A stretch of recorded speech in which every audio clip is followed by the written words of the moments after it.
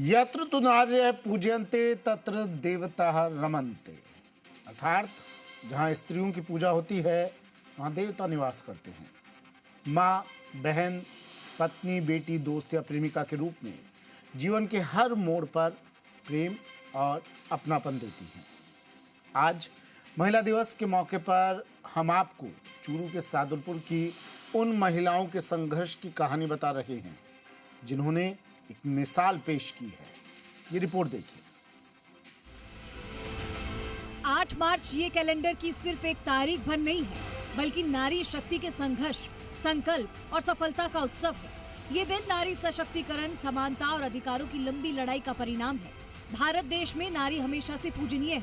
नारी की शक्ति की मिसाल भी अद्भुत है, क्योंकि औरत के बिना प्रेम अधूरा है, औरत के बिना माँ का घर अधूरा है, औरत के बिना संसार भी अधूरा है।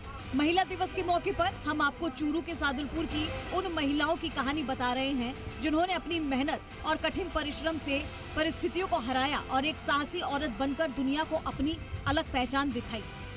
कम उम्र में शादी, छोटी उम्र में मां बनने की जिम्मेदारी, आर्थिक तंगी और दिव्यांगता जैसी चुनौतियों के बावजूद अगर कोई महिला हार न माने तो वो खुद के साथ कई लोगों की जिंदगी बदल सकती है।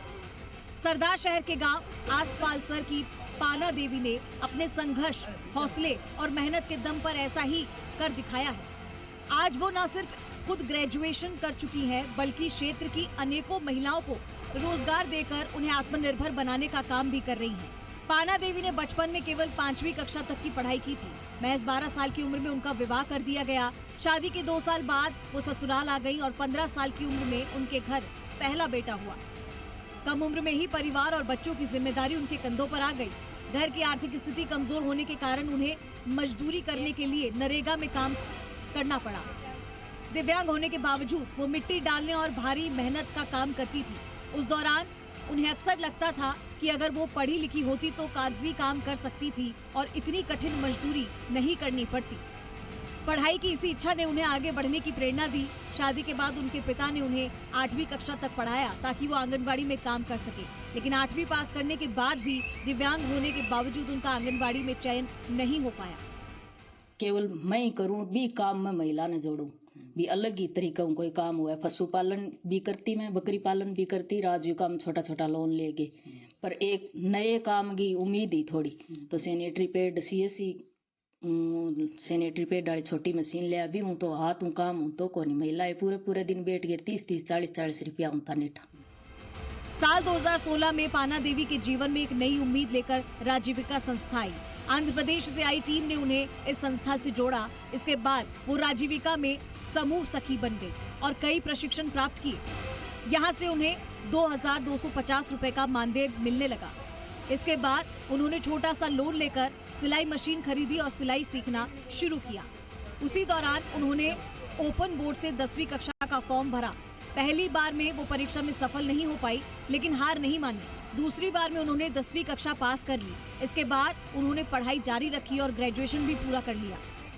ये जेंडर के रिगार्डिंग ट्रेनिंग देने जाती है। ये अभी हमारी लखपति दीदी की ट्रेनिंग आज इन्होंने दी है। ये हमारी लखपति दीदी के रूप में चयनित हैं और अभी उसके अलावा जैसे अब सैनिटरी नैपकिन की इनकी खुद की मशीन है, तो आज उसके बारे में भी हमारे पूरे चूरू डिस्ट्रिक्ट में अच्छी ट्रेनिंग देते हैं। राजीविका के माध्यम से पाना देवी को एक और बड़ा अवसर मिला जब 5वीं पास महिलाओं को नरेगा में मैट बनने का मौका मिला। पहले जहां वो मजदूरी करती थी, वहीं बाद में 3 साल तक मैट के पद पर काम किया। इससे उनका आत्मविश्वास काफी बढ़ गया और उन्होंने तय किया कि अब वो गांव की उन अन्य महिलाओं को भी आगे बढ़ने के लिए प्रेरित करेंगी। पहला तो घर ही रहता कि काम कौन करता रहो, पाना काम चला दियो, हमारे चौकी दिन कट्टी हुए लगी, चौकी हमारी मजदूरी बने लगी। पहला वहाँ कोई रोजगार वो काम चलता तो करता, नहीं करता तो घर बैठे रहता। राजीविका से छोटे छोटे लोन लेकर पाना देवी ने सैनिटरी नैपकिन बनाने का काम शुरू किया। शुरुआत में छोटी मशीन से काम होता था, जिसमें महिलाओं को घंटों मेहनत करनी पड़ती थी और आमदनी भी कम होती थी। इस समस्या को देखते हुए राजस्थान ग्रामीण विकास की अधिकारी दुर्गा ढाका ने तत्कालीन जिला कलेक्टर सिद्धार्थ सियाग से अनुरोध किया।